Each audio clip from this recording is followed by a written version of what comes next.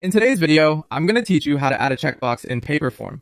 Whether you're looking to gather more detailed information in your forms or offer respondents a chance to select multiple options, checkboxes can be incredibly useful. Let's dive in and see how you can easily set them up. First, you'll want to find your way to the dashboard on Paperform. From here, you can either choose an existing form that you want to edit or create a new one. Once you're on your form's editing page, it's time to begin adding your checkbox. All you need to do is locate and click the Add Question button. This is where things start to get interesting.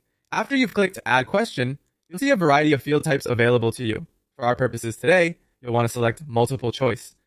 Now, you might be wondering why we're selecting this if we're aiming for checkboxes. Good question. The magic happens when you configure it, which we'll get to in just a moment. In the field where you input questions, think about what information you need from your respondents. For instance, you might ask, select the services you need. This gives your users a clear indication of what you're looking for.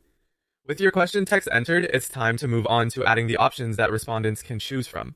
Input each option that you'd like to include. For example, if you're a service provider, your options might be different services that you offer. The great part here is that you can add as many options as you like. Don't be shy. Now, to transform these multiple choice options into checkboxes, head over to the settings for this question field. Here, you'll want to locate and switch on the setting for multiple select. This is the key step. It allows your respondents to tick more than one option.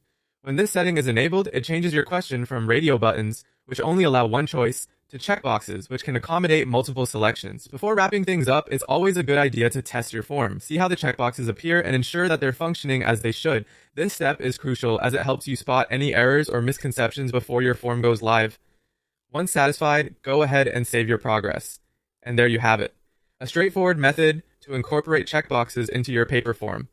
By following these steps, you can better engage with your audience and gather richer, more detailed responses. Thanks for watching and happy form building.